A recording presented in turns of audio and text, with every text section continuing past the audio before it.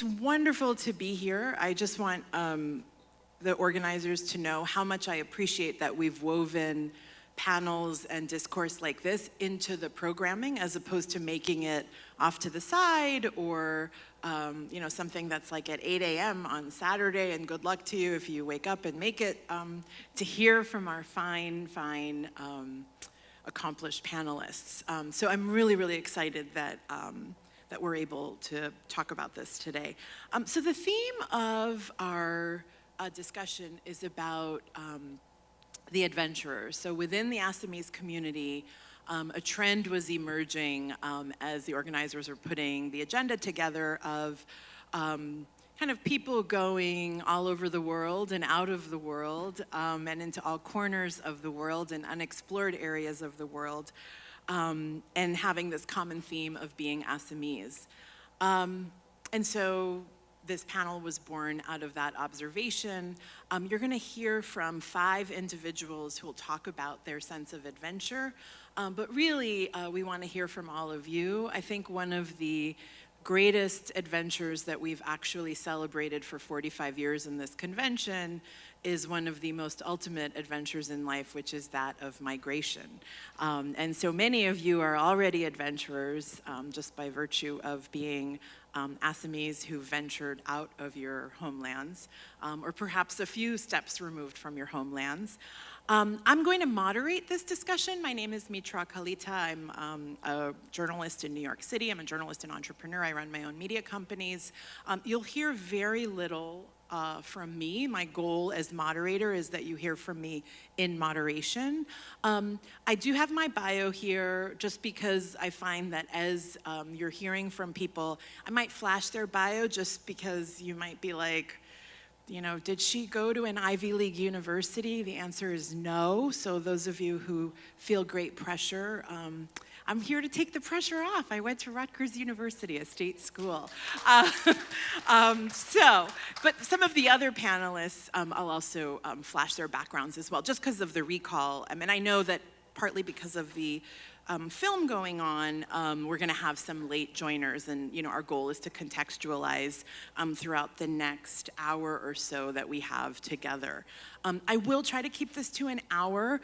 I would say it's to respect your time, but actually it's to respect mine and Chuma's time, because our children are in the fashion show, they're dancing, and actually and Chuma's also dancing, so we have to keep it moving for our own sanity today. So that's partly why keeping the crowd warm was truly leaning into my discomfort, because we got to keep moving.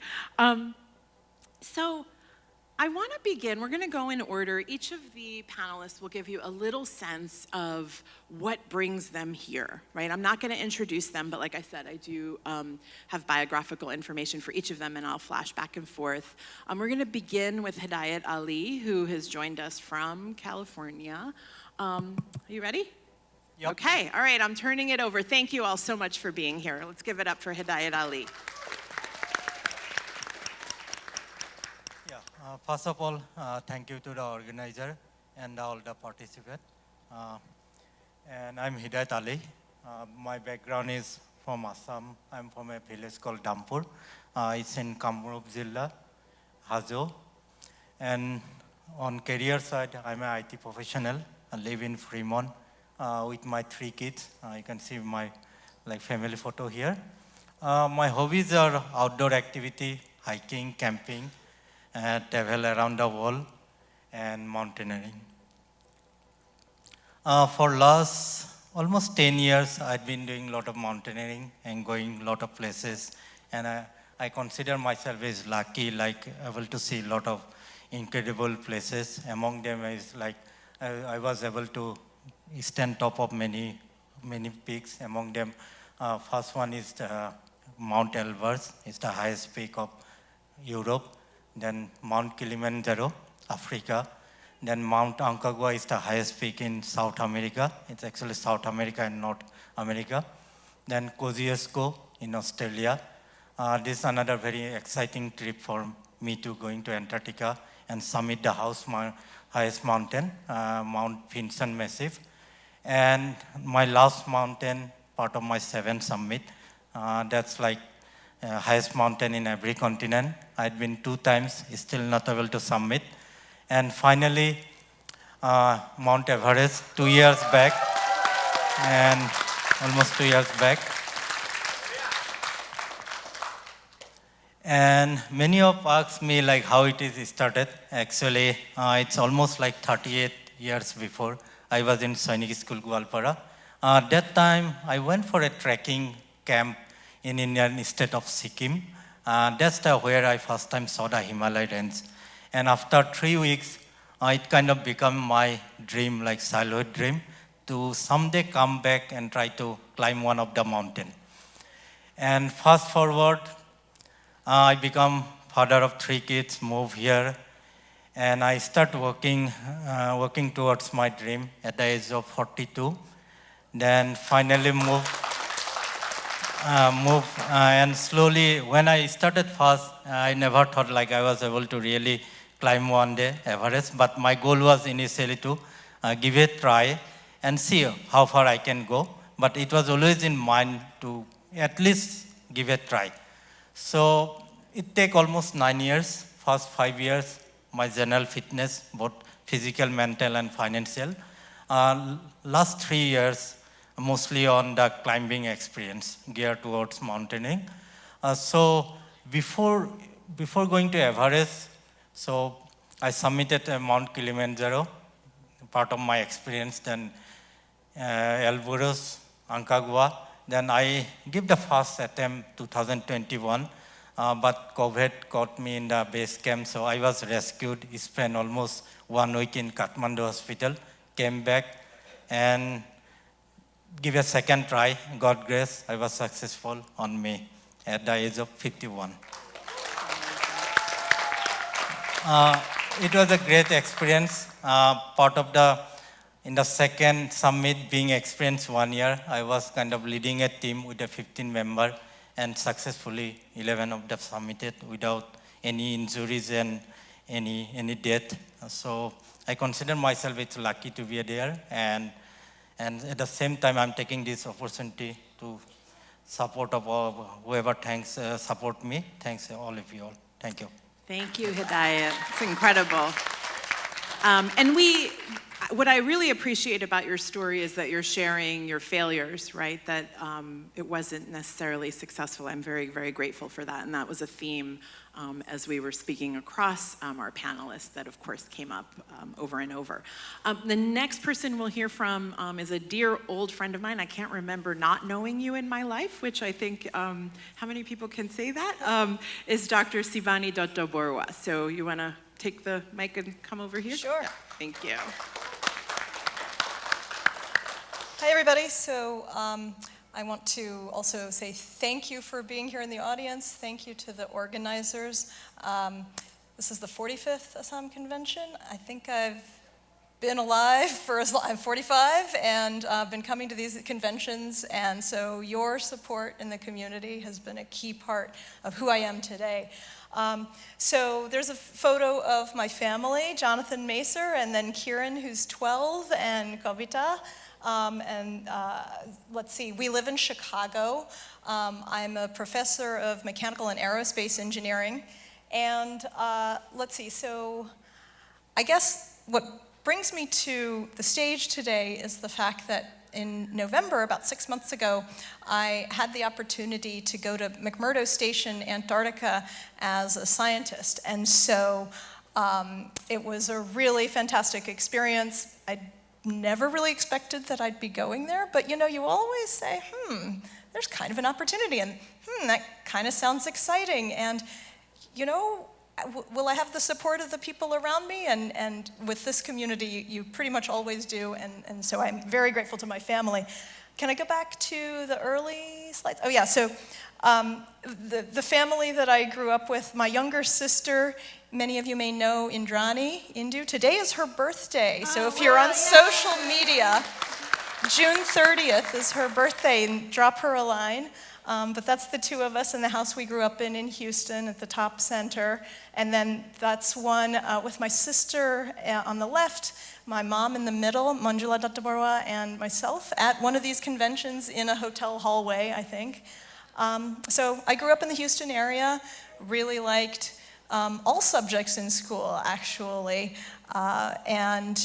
We lived close to Johnson Space Center, so we went there every time there were Assamese family members visiting or community members visiting from out of town.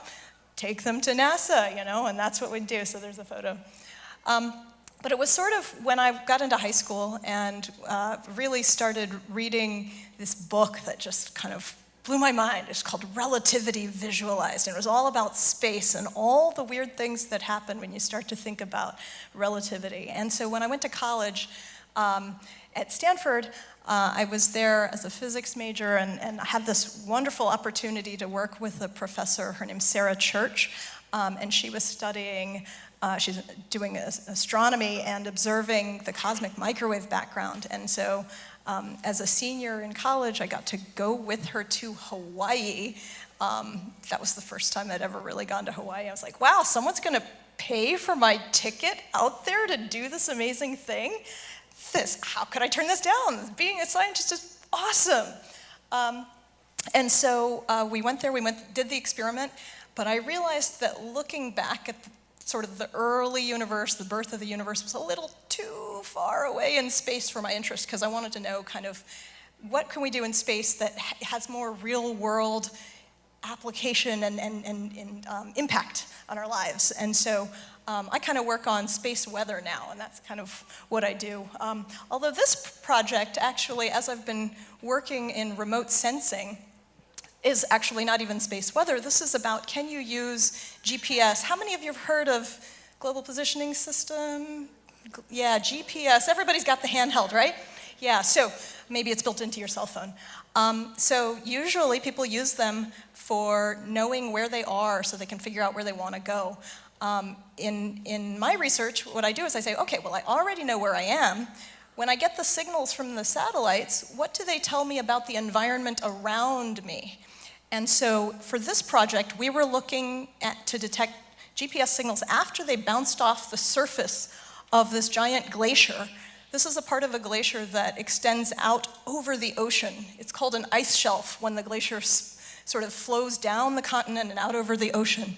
And glaciologists are really interested in knowing how that melts on the surface. It also gets melted from underneath, but all of that has to do with climate change as well. And so they're looking for really good ways to measure that. So with my co-PI, Dr. Alison Banwell, she's like a 4 or 5 time Antarctic researcher. She's been there so many times, and she really showed me the ropes. And so we would drive out in this basically Ford F-350, drive out onto the ice where the riggers and all the support staff at McMurdo Station, there's about 800 people on station while we were there. So it's a village there. But they went and set up the sensors for us on this big tower, and we'd go out there and collect data. And we did that over the month of November. And you can sort of see in the middle what the terrain is like. There's snow cover on the ice, but then you can see bare ice, and that's the stuff that in January starts to melt. They used to have a runway there for landing aircraft, and about 7 years ago they had to decommission that one because it was getting too slushy to land the aircraft anymore. Anyway, so... That's awesome. Thank you. Thank you. And we're going to reference back, I think, some of this yes, later, because I do want to ask you about cute later. seal pups, who, I mean, of course, we want to dwell on that. Thank you so much, Bunchy. And I am interchangeably using their legal names with their Assamese names, so Seebany Duta Barua, also known as Bunchy. I mistakenly, but also affectionately referred to Juma earlier. I meant Renita, of course. So please give it up for Renita Fincke. Thank you. You got And namaskar, everyone. It's actually it's quite an honor for me to be part of this panel because I don't think of myself as an adventurer, and I just don't even realize that I'm like always surrounded by these amazing folks. And so I'm honored to be here. I'm honored to be in this company, and I really appreciate that the hosts have put so much effort in putting all this together. So I know everybody's having a great time, right? Yeah? Woo, yeah. It's been an amazing few days. So, so I'm going to actually, maybe you could start with my family since at the end, I actually had them at the end, but my parents were originally from Shillong, And my grandparents on my father's side moved to Jorhat. My grandparents on my mother's side moved to Guwahati. And so we get a chance when we go to Assam, go all the way from one side to the other and get to visit a lot of relatives throughout. So it's been, in fact, Mitra mentioned earlier, I think that's probably one of my most amazing adventures is to be able to go to Assam and be able to be part of the culture. And now I am the mother of 3 children, and we make sure that we take our children there and also instill the Assamese culture. So you can see in the picture there, I've got, nobody knows Mike, but you know, Mike's in the middle. We're on Mars right there, and my son Chandra, daughter Tarli, and daughter Surya are all here this weekend. And I actually think of the children as more adventurers than I am. Because they get to do a lot of amazing things as well. So if we want to go back to a little bit of my bio, so I actually started as a child being very interested in math and science. And so my dad was an engineer, and I always thought, I thought an engineer was somebody that actually ran trains at the time. I had no idea. As I grew older, I realized that I was really getting very good at math and science, and so decided to go and do biomedical and electrical engineering at Vanderbilt University right here in Nashville. So yay for Nashville. It's been woo. And I went up and did my MBA, and it's been an amazing career because I started out right after graduating from Vanderbilt, and I landed this amazing job at the Johnson Space Center, and I haven't left it. I've been there over 30 years, and it's really been a great career, seeing things through the space industry that's changed so much from the time I started. So if you want to go to the next slide, so when Mitra, I have to tell you, this is a very, very good friend of mine, and she gave us very specific instructions in case you haven't noticed. She's very detail-oriented. And she said, pick one picture that kind of explained, where you came from. And some people listened and some did not, but that's okay. Okay, you will notice I'm probably the only one that's afraid of her and actually did follow directions. And so, so this picture right here is, and starting what my adventure, is flying on a zero-gravity aircraft. It's a KC-135. And so one of the chances that I got, I think a few years after I started there, was to fly on this airplane. And this airplane actually gets to simulate a zero-gravity environment. So for some of you kids, have you guys ever ridden on a roller coaster? Yeah? Okay. So this is super cool because our airplane actually goes way up and comes down. And do you know what this is called in math? It's called parabola. And so we would go on these parabolic flights. And in the parabolic flight, we would start on the bottom. We would actually pull two gravities, that's like pushing you down. And then you'd go up to the top, and you would feel 30 seconds of microgravities, 30 seconds of floating around. And I just thought that was the coolest thing. I was like, oh my goodness, this is 30 seconds of floating around. I'm going to get to feel like I'm in space. And so I got a chance to do that. And being part of this actually kept me interested in space because you get up there and you float, and you just feel like you are the master of the universe. And Mike's going to tell you a lot more about this really soon. But you float, and you just, your whole body feels different. Your fluids shift up to your head, and you just feel like, Superman, right? And so I was getting a chance to test out medical equipment on this zero-gravity flight. So that was my one picture that kind of inspired me. So then I went on and flew experiments on the space shuttle, which has now retired. And then I have had experience with the space station, also in medical equipment. And now what I do is I work on human performance in getting ready for going to the moon and Mars. And so, again, it's been really an exciting journey for me to be able to be part of the space adventure, just like Seebany here as well, and we're going to get to hear from Tarali also, and of course Mike. And so this has been, an absolutely amazing adventure for me, and we're really glad to share this with you. So we hope you ask a lot of questions. Thank you, Juma. Namaskar, Shadeo Rice. More naam Mike. You can call me Mike Mama, Mike Dada, sab theek hai.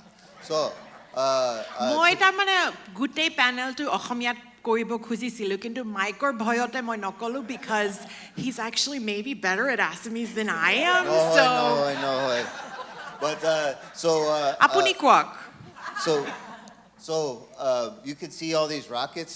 I got to fly on 3 of them, and I'm going to go on another one next year.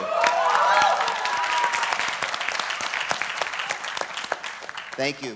But this isn't a story about me. I'll tell you a little bit about me, but this is a story about the opportunity for action and adventure in your lives too. Whether you are 88 or just 8, all of these things could happen, and if it happened to me, it could happen to you too. So yeah, I went to some schools but I did have a chance to live under the ocean. I'll show you a picture. I've lived in caves underground, but I've never been to Antarctica. I've never been to Mount Everest. So I got these things to look forward to, and I'm glad to learn from all of you. So next slide, please. So this is it, and just hold right there. This is my picture when I was a little kid. You look at me and say, oh, that guy's so old. He was never a kid, but that's what I looked like when I was a kid. And I liked rockets and airplanes. I still do, I'll tell you what. But this rocket I got to make at a summer camp, and I'm sure some of you have been to summer camps. And so my parents did not know what to do with me. I was the oldest of 9 kids. I was a very busy young man. So they sent me to summer camp, and they gave me this rocket kit, and I put it together with no help. And this is one of the highlights of being 10 years old, was that day in Pittsburgh, Pennsylvania, when I pushed the button and the rocket went up. And you even see me with my little blonde hair, back when I had hair, looking at my watch. I was trying to get some test data. How long is it going to fly? I have no idea. I was so excited. But little did I know that 30-something years later, in a rocket that looked almost exactly the same, next slide, next button, I got to fly on a Russian rocket. Who would have ever guessed that the world would change, that some American kid from Pittsburgh, Pennsylvania, would have a chance to go fly off of Yuri Gagarin's launch pad in a Russian, former Soviet Union launch pad. Because I will tell you, when I was growing up, there was a Cold War between Soviet Union, a country that no longer exists in name anyway, and we were not friends. We were semi-enemies, Cold War. And then I got to go fly on one of their rockets. Not only that, it was Yuri Gagarin's launch pad, the first human into space. And not only that, Yuri Gagarin flew on his launch pad one time. I flew on Yuri Gagarin's launch pad twice. So part of the reason why I got to do that is because I learned to speak different languages. And it's really fun for me, and it's really hard for me. Maybe it's easy for you, but for me it's really hard, but I keep practicing. And that's потому что я говорю по-русски, я могу летать на Союз.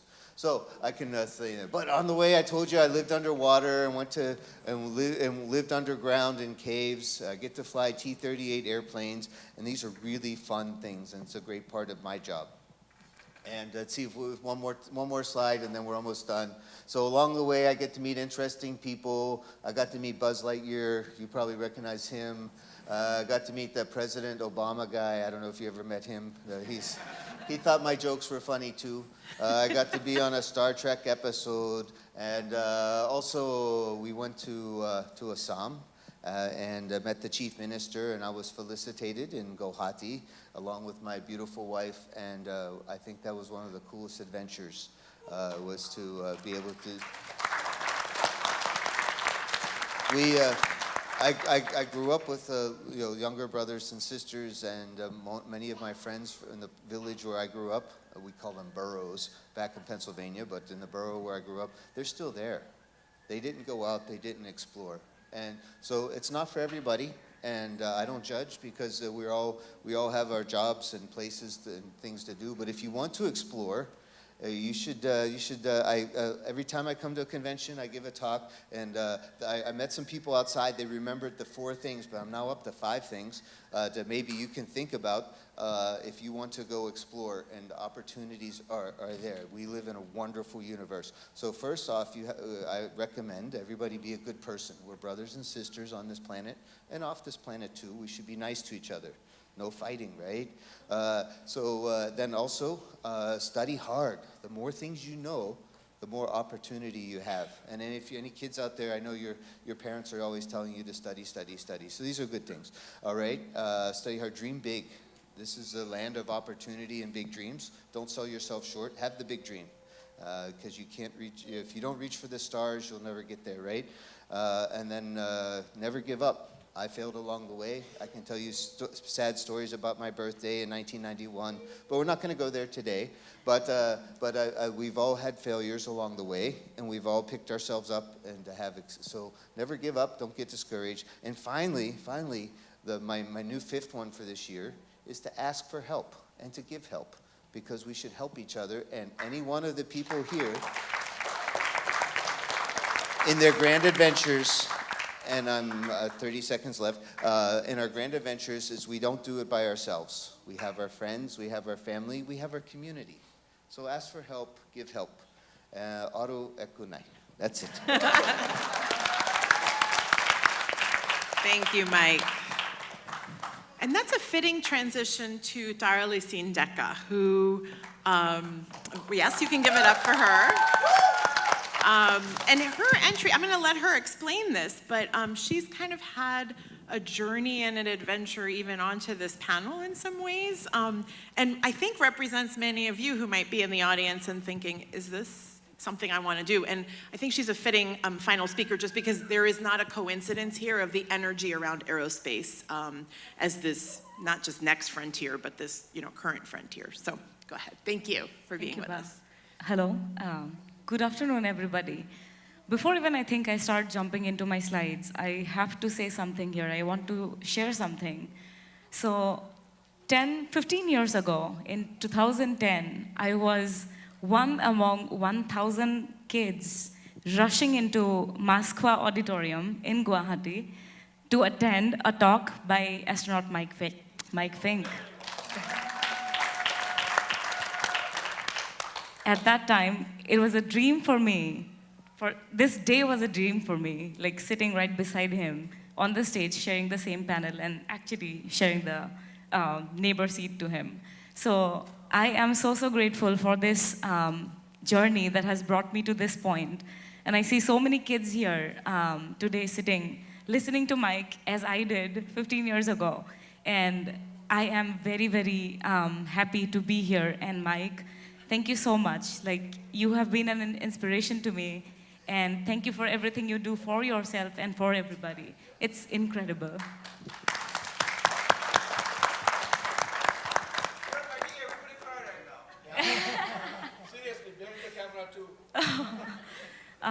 So yeah, I think jumping right in then. I am Taralicin. I am born and brought up in Guwahati. My first introduction to space, honestly, not even space, I just used to be a very curious kid, like, looking up at the night sky and wondering what is up there. I still remember my parents trying to make up stories and be like, whoever passes away in the family becomes a star in the sky. So for a very long time, I thought my grandparents were up there.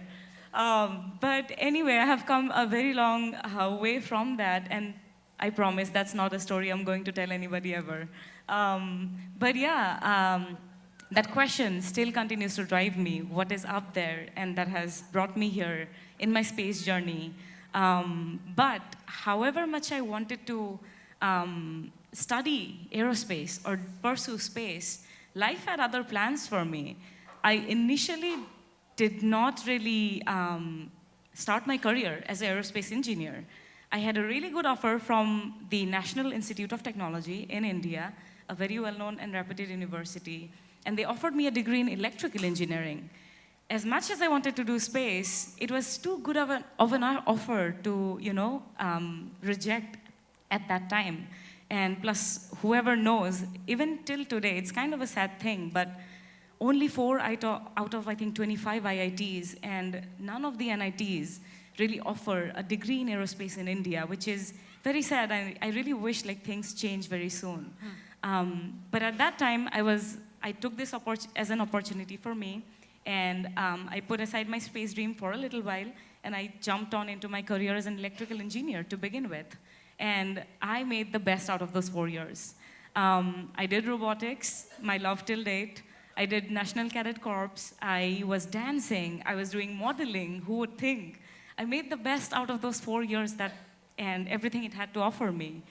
But I never forgot my dream about space. I always found something was missing. I wanted to do something in space, and I started my application for Masters in Aerospace Engineering in the US. And guess what? My life changed when I got the first admit from University of Colorado Boulder for a Masters in Aerospace program.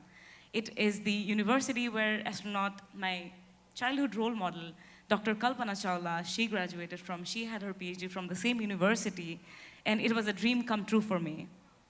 So rest is all history. I went into the university, did a lot of things with drones, with CubeSats, led many teams in building CubeSats, actually. I always thought my degree in electrical engineering was a drawback because I did not know much about space till then. But no, like the university and the advisors I have met in my life, they valued what I brought to the table. They valued the talent I had, the potential I showed. And I ended up doing a lot of amazing work there. And that ultimately led to getting a PhD. I did mission planning. I did mission trajectory designing for spacecraft through my PhD. And yeah, it was a hell of a ride. I graduated last year. I took my grad work like 2 months ago, sorry. And I started working, thank you. And I started working in the space industry despite being an international in this country, based in El Segundo. I'm working as an Astrodynamics Engineer at a space startup called Morpheus Space. We build electric propulsion units, and we also do mission design. We are building our own software. I'm very happy that I'm getting to continue with my love for trajectory design and mission design. And I hope I can be someday designing trajectories for Mike, maybe. So yeah, that was my ride. And besides, I think, my academic career, I am also leading some other groups just because out of my interest. And just like what Mike has taught me and many others, that I strongly believe in like giving back to the society. So I'm part of different organizations, and one among that is ISPA, International Students and Professionals in Aerospace. We are trying our best to get together all the international students who want to pursue aerospace and are in the United States. We are helping them build a community where everybody is there for each other, to help each other grow and to tell each other about all the opportunities we have despite being internationals. Like clearly, it's not necessary that you need to, find another way after you have earned very valuable degrees in the United States. Like, I'm an example, I guess, that a job is possible in aerospace despite being an international. So trying my best to give back to the society with however I can. And I am very honored to be here and very lucky to have come across people like Mike and everybody, to have learned from them. And hopefully I can give some back to everybody in this room and the world someday. Thank you. Thank you. All right, so I just have 2 questions. I'll open us up, and then I'll turn to all of you. I believe we have till about 3:15. I'm gonna count on the organizers who are not shy about telling us when we have to get out of here. My first question, and this came up a little bit yesterday in the entrepreneurship and business panel, is about kind of the risk-averse nature of Assamese people. So I just wanted, the question is essentially about Assamese identity. And has it been a positive attribute? Has it been a challenge? If you could each reflect on the role of Assamese identity in the adventure that you're bringing to the dais today. Seebany, you want to start? Or I saw you grab the mic, so Okay. Go for it. Sure. So I think that there are role models certainly within the Assamese community. I looked at my father who, I don't know, he started running marathons at late 30s or early 40s. And he just said, you know what, I'm going to try this. I'm going to start doing it. He found a social community. He got really into it. So, you were surrounded by people who are doing all kinds of amazing things all the time. And I don't think I've ever, certainly, I think since becoming a parent, I have also become more risk averse, so I see that side of it. But I also think that having this identity where people don't necessarily know how to place you or categorize you or something like that, it can be very freeing because nobody has those expectations for you. And so you can kind of construct the identity you want to have. That's sort of been my experience of it. Anyone else? Part of the way I grew up, and I think that's time a lot of people grew up in the same way, about like 40 years back. Assamese society was very unstructured society in the sense like, as a kid, you are free to go anywhere. You can play anywhere, anywhere, and whatever you like, you can do it. I think that helped me to explore. I think a lot of things I have done in like my childhood and even my school also. I think that freeness and structure of the society without like any formal like way of life in the sense of like how we under the kids and this thing, go different places. I think that's really helped me to kind of explore my identity later part of my life. Anyone else? Yeah. I actually love this question because I grew up with my mom going, Krishna, Krishna, Krishna, Krishna, Krishna, because she was so afraid of everything that I was actually going to try to do, right? I think that part of, I could see a lot of people can relate to this. I don't know if you saw this is totally off script, but the guest artist last night who did this beautiful fusion with traditional songs in the middle just did like a big Krishna, but in like a pop rock way, and I was like, actually, that's really cool. So maybe I will show you that because it might, give you faith in different ways. Right. And so, and I think that is a good point, is having faith. So it was definitely not easy growing up as a female as well, in a male environment, right, in engineering 30-something years ago. And so I just remember thinking, don't let everybody else around you define you. You need to figure out who you are yourself, figure out what you're good in, and just keep moving and keep, trying your best to be your best. Because I think there's always going to be non-believers out there. There's always going to be people that are going to say, oh, don't do that. But you really have to look into yourself and decide, here's what I want to do, and try to go for those goals and go for those dreams. And so it is not easy, again, being part of a different culture, living in this country. And so I think that sometimes you just have to really, again, have faith and sometimes take those leaps, even though you're scared. And so it's not bad to be scared. It is okay. That's the reason we survive sometimes, right? And so definitely make sure that you're, again, well educated so that you know what risk you're taking, and then decide yourself. So that's great. Anyone else? I'm not going to ask Mike his Assamese identity experience. Okay. Mike, you're so aware. I love it. Go ahead, Taralicin. Yeah, for me, I think coming from Assam has really helped me feel grounded wherever I go, whatever I do. I always find myself, looking for an Assamese community, and I think this itself, like me always trying to come to the Assam convention to meet more people from Assam and get the feel of the same homeland and same cultures and values we share.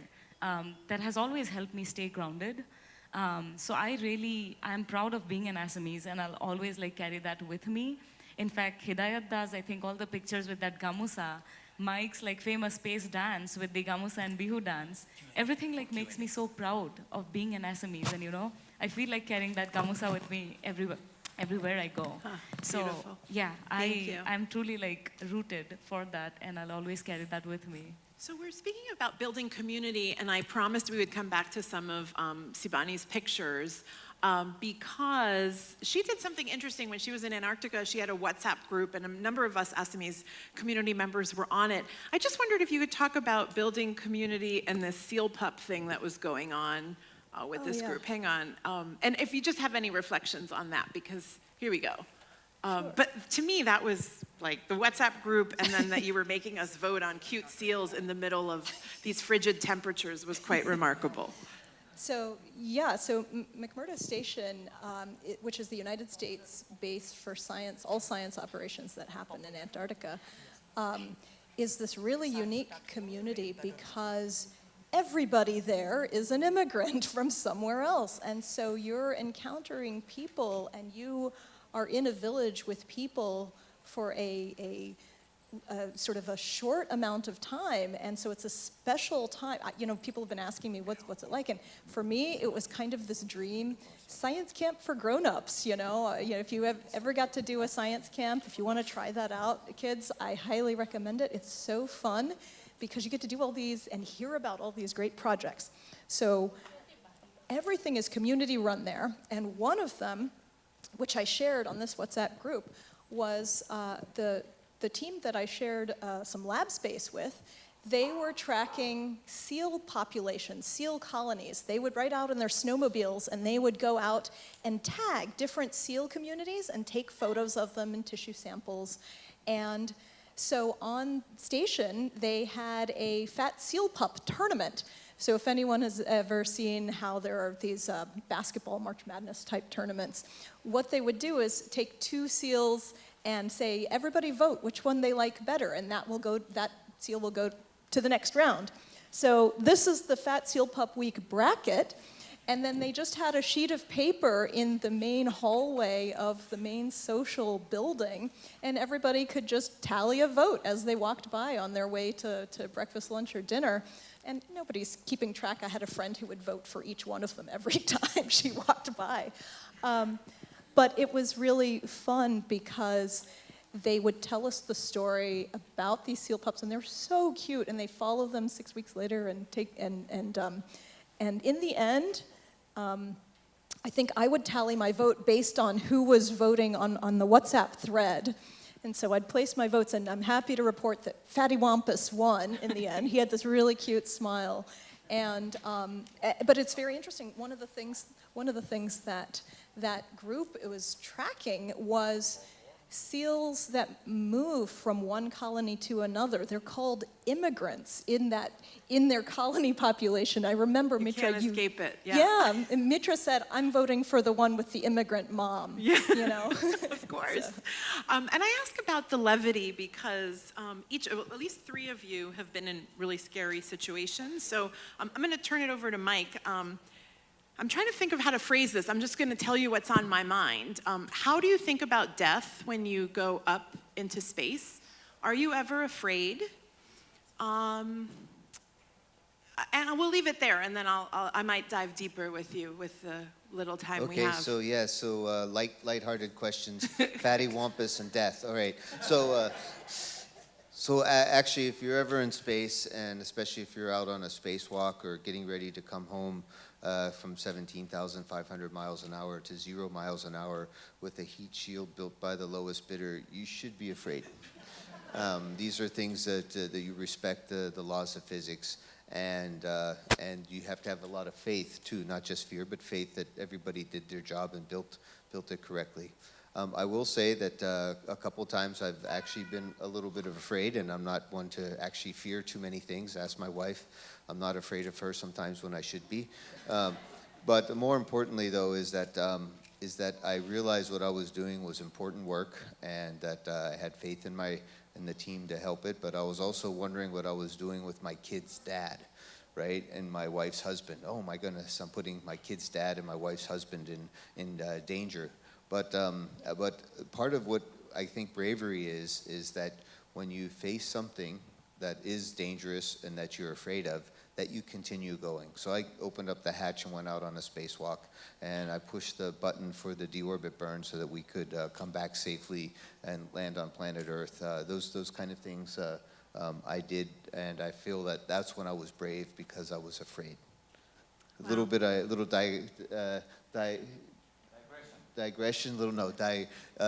Two feelings. There's a little dilemma there, and so it was. But I felt both feelings at the same time. Hidayat, let me turn that question to you about being afraid and your views on death before you go up into an expedition.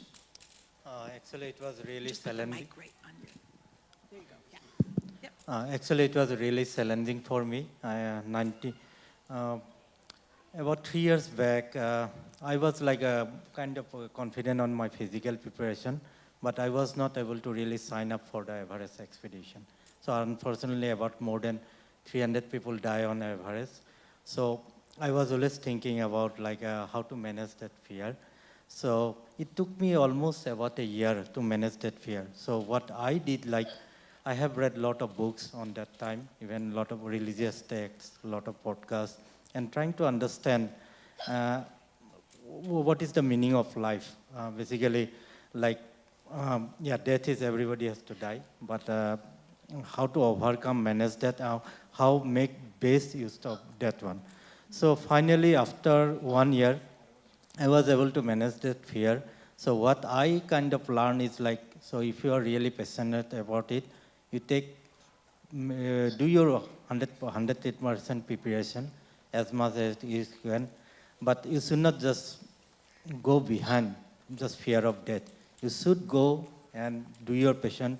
And if you are dying, you are dying for your cause. If you're not dying, you are winning. You basically get your things done. So that's my perspective. Thank you. Thank you. So we are going to turn it over to you. If you have a question, raise your hand. Shantanu's going around. You have one? Okay. All right. And just identify yourself briefly and then ask your question. Hello, my name is Gautam Fukan. I'm a neurosurgeon by profession, but my second passion, if you will, is space and astronomy. So I have a question for the astronauts and the aerospace engineers on the panel. As I understand it, in low Earth orbit, you still have about 90 to 95% of the gravitational force of the Earth. And yet we have this concept of microgravity or zero gravity, which I understand is a misnomer. And most explanations say that you're in a constant free fall. But what is exactly the physics behind it? I mean, can you explain that in a layperson's language? We have a few physics experts, so go for it. Yeah. Well, no, go ahead, Mike. It was an astronaut, and then maybe there's an academic answer too. All right, so if you take a baseball or a cricket ball and you throw it, it forms a parabola, right, and falls down. If you throw it harder, it goes farther. Eventually, if you throw it so fast, it will never fall and hit the Earth because there's enough balance between the forward speed and the falling. So yes, we are bound by Earth's gravity in low Earth orbit, but we're constantly falling, which makes it feel like we are in a zero gravity. So that orbital velocity is a factor of the mass of planet Earth in essence. So the moon, you can get into orbit with a softer throw, and Mars is different. But if you go fast enough, you can actually leave Earth's orbit. If you throw the ball super fast, the gravity of Earth won't keep it, and then you can find yourself in intersolar space, I guess, and work your way to Venus or Mars or something like that. But that's what mission planners do, right? Do you have anything to add about mission planning and fundamental gravities and free fall? But it is really fun. If you ever find your chance to go to be in free fall for a while, you'll love it. I'm going to Dollywood tomorrow, so that'll be my free fall. Well, Mike actually hit it on point. I was actually going to use the same example of the throwing the ball. But here is like one thing, like we do call it zero gravity, but there is actually, gravity is never zero. That's why microgravity is the right term to explain that. Of course, like as the distance from the Earth increases, gravity decreases, but zero gravity is not technically zero gravity, but just like Mike said, we are always falling freely towards Earth. So eventually, at a very long time, you will end up re-entering the atmosphere and falling back on Earth. So during that whole process that takes so long, you do feel weightless because you're just falling so slowly. But yeah, zero gravity is a myth. It's a microgravity rather. Thank you. Let's get some more questions. Yeah, hi. One more question, that's it. So my name is Jay Barua. I'm from Nashville, Tennessee, by profession architect. So Mike, thank you for motivating youngsters. My son's doing aerospace, largely motivated by you. So this is a question for everybody on the panel. What are the effects of space on human body? And there's a lot of research on how human body can react to space. So would you guys try to answer that? Yeah. Thank you. This is Renita's area, I believe. Yeah, actually, that's a very complex question. because the body is complex, the physiology is complex. And so when we're looking at our biomedical research, every time that we start honing in on one system, we realize that another system is affected, right? So things like muscle deconditioning, for example, we find that when we're in zero gravity, you start, your muscles start deconditioning. Microgravity. I like to say zero gravity for kids, but yes, in the microgravity environment, as I had mentioned earlier, because of the fluid shifting, you're starting to feel you're starting to get some deconditioning effects. And so what we like to do is we like to countermeasure those effects up in zero gravity, and so we have exercise equipment. And that's one of the things that I was very involved in, was developing exercise equipment, because we really want to try to counteract those effects of microgravity. And so again, it's when you think about your body changing, you start thinking about, it's not just your muscles. Well, your heart is a muscle, right? Then your whole cardiovascular system changes. Well, then you have things even neurovestibularly. As a neurosurgeon, you probably know. I mean, just having that difference in pressure in your head, then your vision starts changing. And so it's really actually a quite complex question I can't really answer in a couple minutes. But if you want to come by sometime to Johnson Space Center, I'm happy to give you a tour of our biomedical facilities and our human performance facilities, because we have a combination of different laboratories that study just this thing. So I know I didn't answer your question completely, but hopefully that gives you a little bit of understanding of the complexity. I'm so impressed with the complex questions, actually. This is not where I expected this to go, but it really does speak to the sophistication of the audience. So on that note, I told you the organizers would not be shy if we needed to get out of here earlier, and I believe we do. So each of us here, I don't know anything about any of the subjects, but the great thing about being a journalist is that you get to pretend you know everything, a little bit about everything. And so all of us are happy to engage with you, communicate with you way beyond just this interaction. So please do stay in touch. I'll speak for myself, but actually most of our panelists are very scarily easy to find on the internet. You can come up to us afterward and we'll give you our information so that we can at least keep the conversation going. I'm really sorry that we are cutting this short. Can we please give our panelists a round of applause? They've been amazing today. Please. Thank you. Thank you so much. Mitra, would you step forward, please? Step over. Right. Oh boy, this is real. Right around here. It's real. Come this way. This is like getting a Right, thing. this Okay. way. All right, hold She's on. not being put in front of the class just because she went over time, but we'd like to acknowledge her as the only Assamese person Yay, being at Mitra. CNN, being at Washington Post, and taking a leadership role in organizing this panel discussion. So we thank you very much for that. Thank you so much. At this point in time, I'd like to invite Janta. We got a little kind of certificates of appreciation for all of the panelists. So Janta, come on up. And the first person that we acknowledge is, of course, we had a tough time deciding between Mount Everest or space. But we felt like... I think literally when jet flies, the stratosphere is close to space, right? Yes. So, 28,000 feet. right. So we'll give it to Mount Everest then. Yes, Mount Everest. Mount Everest. Next, we'll give it to Antarctica. Antarctica. Antarctica, hey! Antarctica. Yeah.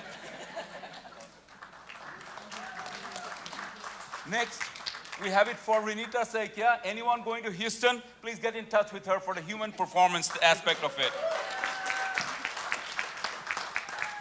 We have to go to space now. Mike? Yeah. Japanese, Russian, English, Assamese, the guy from Stanford and MIT, folks. Finally, I have a little story to share with Tarali. About 5 years back, she came to our house as a PhD student coming in for a presentation at UAH. And she, Jonto? Yes, you're going to fall down. She said, to meet Mike Fincke would be a dream.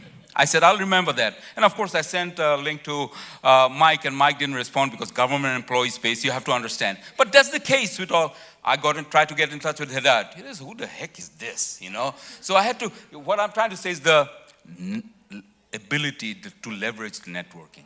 You know, so thank you, Mike. And Tarali, it's you. We delivered on the promise. So happy that I was able to deliver on the promise that I had made to you 5 years back, that you will be on the same frame with Mike Fincke. So sweet. Thank you. Thank you, folks. And now we'll follow it up with a tea right next door, folks. So please stretch your legs and then come back as soon as you're done. And also, there is Nitin's photo exhibition and Rakesh Boro's photo exhibition going on in Magnolia.